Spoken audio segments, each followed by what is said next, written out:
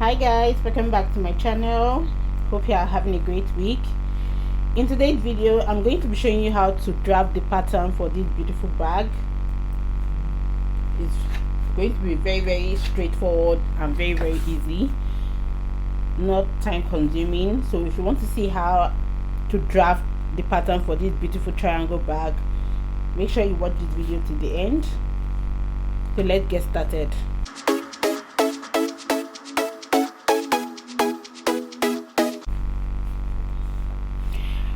Hello guys, welcome back. So first thing first, with me I have my kariboard. I'm going to be using the kariboard to make the bag as well as the drafting of the pattern. Okay, so let's work on getting the triangle. First thing first, you have to know the measurement of the back, the top base, the flap, as well as the front.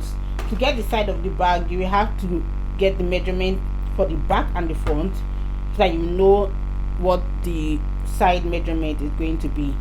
So let's start with getting the measurement for the back, the top base, and the flap. Okay, so first thing first, you have to draw something like a rectangle, or should I say a square. If you look at what I have here, you see that I already drew the square, and what I have here from this is the back, this is the top base, this is the flap. Okay, now let's start with the back measurement. From here to here is 8 inches. From here to here is 8 inches, which is 8 by 8 inches for the back. Linking it down to the top base, from here to here is 2.5 inches. Of course, the width is still going to be 8 inches. Remember, we have to draw the square to get the triangle. Now for the flap, from here to here is 4.5, and from here to here is the same 8 inches. For the front, it's supposed to be 8 inches by 8 inches. Okay, the width is 8 inches. Okay, but the height of the flap cannot be the same 8 inches. The reason is because by the time you want to cover the bag, that by the time you want to flip the flap to the front pattern of the bag, you might find it very difficult to close the bag. Hence, I decided to minus 1 stroke from the front, making it 7.9 inches.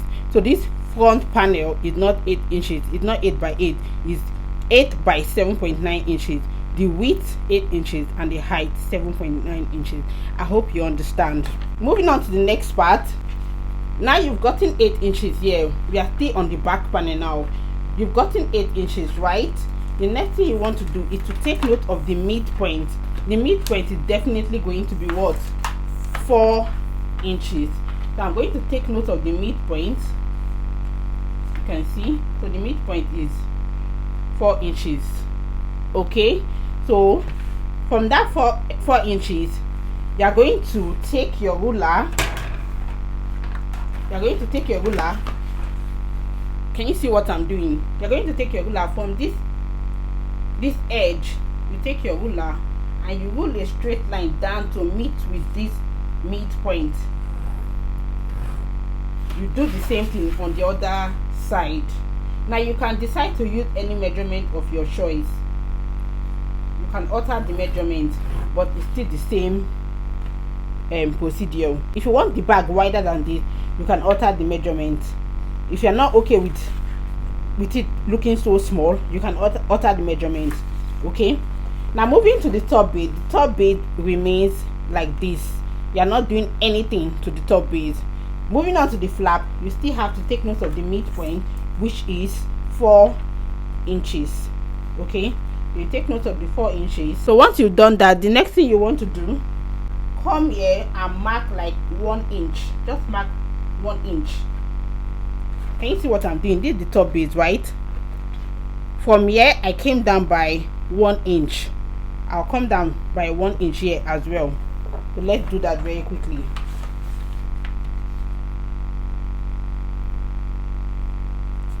Okay, so we have 1 inch here, 1 inch. Now from this midpoint of 4 inches, you are going to connect from the 1 inch marked to meet with the 4 inches, which is the midpoint. You are going to do the same thing here. Okay, so this is what a flap is going to look like. Okay, so before we cut this, we are going to be cutting this part off now. We are going to cut all this part off. So you take your scissors and you cut it off.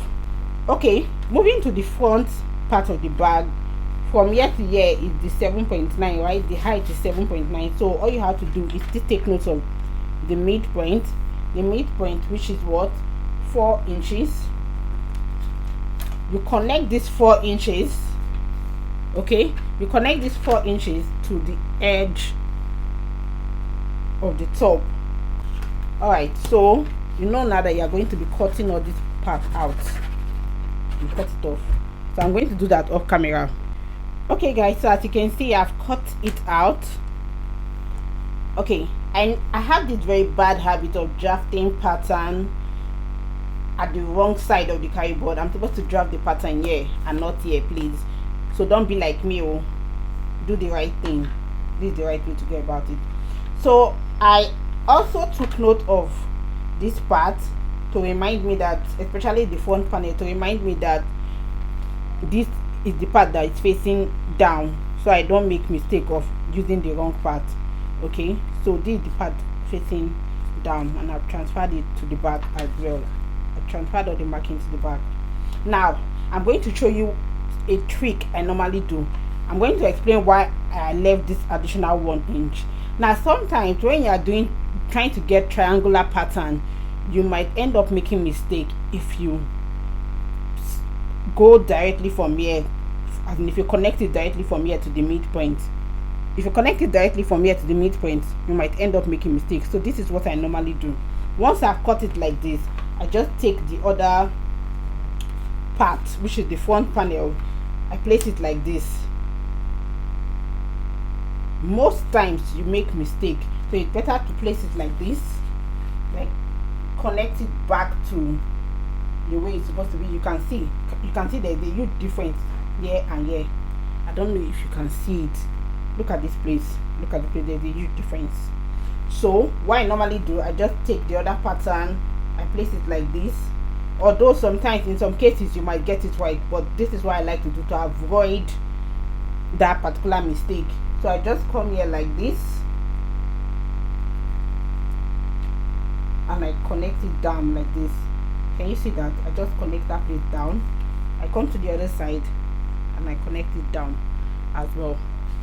Then I take my scissors and I cut it off. You see why I did what I did. So that's the trick I normally use to get the accurate measurement and to get this shape. You can see that it's not directly connected to this place. Can you see it? You can see that it's not directly connected. If it's directly connected, it will be looking something like this, very straight, but there's still another arc here. Can you see it? We still have another arc connected to the midpoint. The next thing we want to do is to cut the side pattern. Now to get the side pattern, all you have to do is take your measuring tape. Okay, this is the part facing down, right? You take your measuring tape, you're going to place it like this. You're going to place it like this. You can subtract 1 because it's very difficult to fold this part. You subtract 1 knowing fully well that you subtracted it. Okay, so let's just say this is where we place the 1. Just fold the tape like this and go all the way around. You have to be very, very careful so you don't miss it. Okay,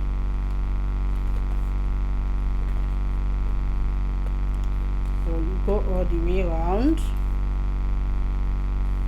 until you get to the end. So what I have here is 18.5.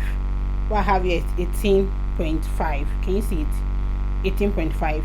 So the measurement for the side is going to be 18.5 inches long.